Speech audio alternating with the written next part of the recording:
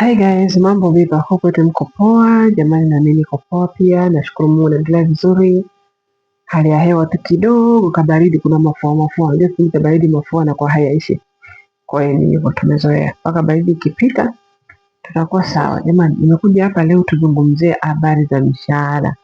Hii habari ya mishahara kuwa nataka 130, 140, 150 kwa sababu mimi ndo narudi tena kwa mara ya pili, au mimi na experience wanaita, ishafanya kazi miaka 6, 7, 8, lakini unakuta unatafutiwa kazi sehemu ambao huendi kulipa ule mshahara ambao ulikuwa unataka. Kwa hiyo watu hawapati sehemu ya mshahara kama ule ambao wanaotaka, na una experience kabisa, miaka 8, miaka 6, 10, miaka 4, miaka 2. Kwa nini imekuwa kwenye mshahara hapa kuna changamoto? Guys, katika kitu ambacho ndakuwa mfahamu, Mwarabu haamini vile wewe kwa sababu eti umefanya kazi miaka 8 kwenye nchi yake au kwenye nchi yoyote. Kwa hiyo anaamini kukuleta wewe kwenye nyumba yake akakulipa mshahara mkubwa eti kwa sababu umeshafanya kazi huko nyuma kwenye nyumba zingine huko miaka 6 au 8, akakuamini akakuleta straight kwenye nyumba yake akakulipa hiyo pesa eti kwa sababu wewe una experience. Hicho kitu usahau. Mwarabu yuko hivyo, anaamini pale atakapokuona na kazi unazofanya kwenye himaya yake, sio kwenye himaya ya maisha ya mtu mwingine. Na ndio maana watu wengi wamekuwa wakiuliza, huyu amefanya kazi sehemu gani? Amefanya kazi sehemu gani? Yaani wao wanajuana, ile kuwa watu wa sehemu hii wako hivi, watu wa sehemu hii wako hivi, watu wa hapa wako hivi. Na ndio maana akisema nataka mpishi, wanauliza huyu mtu alikuwa sehemu gani? Wanafahamu mtu akiishi sehemu fulani alikuwa mpishi wa aina gani, akikaa sehemu nyingine alikuwa mtu wa aina gani. Kwa hiyo wewe ambaye upo sehemu unalipwa mshahara labda tuseme mzuri 120, ukawaambia wale watu, jamani, mimi saizi nasafiri, kwa hiyo nataka nikirudi mniongezee 130, ni rahisi kubali wakakuongeza kuliko kutoka hapo ulipo eti kwa sababu tu unataka uende sehemu nyingine ukutane na mshahara mkubwa. Ndugu yangu, aidha utapata huo mshahara lakini kwa maumivu, au usipate kabisa huo mshahara na ukarudi kabisa chini kutoka kule ambako ulikuwa unafanya kazi nyuma, kwa sababu yule bosi anataka yeye akuone kwenye himaya yake unafanyaje kazi. Je, ni kweli kile alichosikia kwa yule ajenti wako, unajua kupika, unajua hivi, ni kweli kile kitu kipo?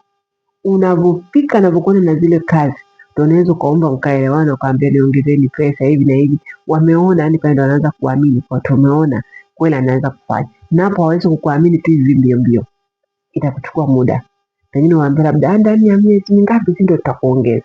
Kwa hiyo wewe ambaye unafanya kazi sehemu unalipwa mshahara mzuri, tafadhali usirukeruke huku na huku kwa kutafuta eti ukutana na huo mshahara mkubwa. Mwarabu hayuko hivyo, yaani utajipotezea muda, na ndo wengi wao wamejikuta wamekaa Afrika, muda mwingi unapotea, hasafiri kwenda kazini kwa sababu alisema pale nilipo hawamekataa kuniongeza mshahara, naona bora niende nyumbani nitakaa alafu niende sehemu nyingine.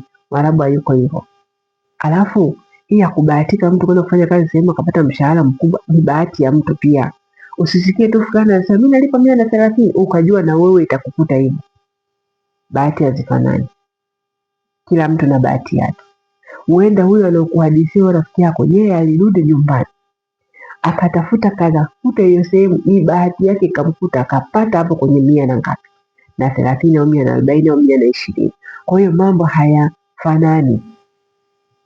Kitu kingine pia niwaambieni, hatuwezi kufanana mshahara pamoja na kuwa mkataba ni huu mmoja tulioingia nao wote. Wewe utalipa ule mshahara wa kwenye mkataba, mwingine atalipa mshahara sio kwenye mkataba, lakini wote mmechukua makaratasi sehemu moja. Kwa hiyo mfahamu mambo ya kwenye mikataba yasikuzungushe akili ya kupotezea wakati wako, ya kupotezea mipango yako, kujua eti kwenye mkataba kumesema hivi, mbona mimi sijapewa hivi, fulani anapewa vile, mimi mbona sipewi hivi. Utajipotezea muda. Usifananishe. Mtu umekaa sehemu labda wa miaka 6, 7, 8, mmeshajenga undugu na wale watu umetengeneza bondi yako pale, familia, unalipa mshahara mkubwa kwa sababu huyo mtu ametoka nao mbali. wamemuona ubinadamu wake, labda kulea watoto vizuri, kuangalia nyumba nini, jinsi alivyo, uaminifu wake, wamejikuta huyu mtu tuna appreciate kazi zake, tunamuongezea pesa, tunamtunuku, tunampa pesa hii. Lakini kuna mwingine ndugu yangu anasema mimi siingii kazini mpaka nipewe 120, siingii kazini mpaka nipewe 130. Anakutana na hiyo sehemu ya 130, na ujue na kazi zitakuwa hivyo hivyo 130, kama ulivyopata tamaa ya kutoka pale ulipo kaenda sehemu nyingine. Labda iwe kuna sababu za msingi ambazo zimekufanya wewe utoke ili uende sehemu nyingine, lakini kama una sababu za msingi kuhusu pesa, mwelewane na hawa watu. Wale wanakujua na wewe unawajua, ile sehemu unaijua, unajua nikimaliza kazi hapa napumzika hapa, nafanya hivi lakini kwenda sehemu nyingine upya, ujue unaanza upya na hujui unaenda kukutana na nini. Kwa hiyo unapoanza kutoka na kwenda sehemu nyingine, fikiri mara mbili.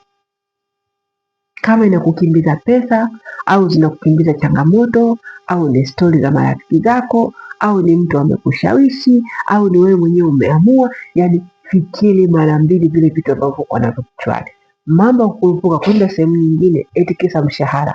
Nimwambieni, narudia tena, mkataba tunachukua mmoja na wote tunatumia makaratasi hayo hayo, lakini mshahara wangu mimi hauwezi kufanana na wako na mshahara wako wewe hauwezi kufanana na wangu, kwa sababu wale mabosi hawafanani pia, na wao wana vipato tofauti tofauti. Kwa hiyo msilinganishe kuwa eti wafanyakazi watakuwa wote watakuwa mshahara ni huu mmoja. Sio kweli. Kuna mtu amejenga bondi yake yeye na wale mabosi, anapata pesa nyingi. Kwa hiyo usidanganyike kwa kurupuka kwenda sehemu nyingine, unaenda huku mwisho kutana na matatizo. Kuna mtu nakuta ameingia kazini, labda akakaa siku moja, siku ya pili kakutana mitihani migumu, mpaka nakukumbuka kule alikotoka, naona kule nilikotoka kulikuwa kuna shida, lakini sio hizi zimezidi.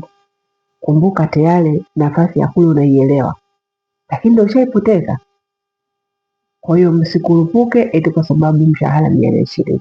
Ni kweli mshahara umeandikwa 120, lakini hatuwezi kupewa wote 120. Hiyo lazima muelewe. Asikudanganye mtu na usidanganyike kwa maneno ya mtu mwingine. Fulani mwana anapewa kiasi, mbona mimi sipewi? Hujui yeye bondi yake na wale watu ikoje. Anakuhadithia tu, hujaona kwa macho na hujui na huwezi kujua. Na kuna watu wengine wanazungumza ni uongo.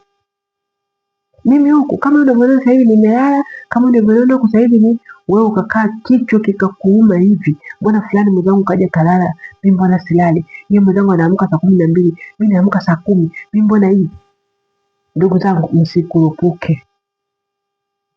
Nawapenda na wajali na wathamini wale wote wapambanaji, Team Gala wapambanaji, nawapenda sana, maana kwa nawaletea haya maneno ili wewe mwenye malengo yako utimize ukiwa salama, na urudi nyumbani ukiwa salama, na ukakitumie kile ulichokitafuta. Sio utafute ufike nyumbani unaumwa ukatumia hizo pesa hospitali, au watu ndo wale pesa wewe hujala, yaani unaishia kwenye mitihani, story yako inakuwa mbaya. Nilisafiri nikaenda huko nikarudi naumwa, nilisafiri alienda huko akafa, alisafiri huko. Story hizo hatuzitaki. Thank you guys. Usisahau kusubscribe please, usiangalie bila kusubscribe. Subscribe hapo tu ili tu waengi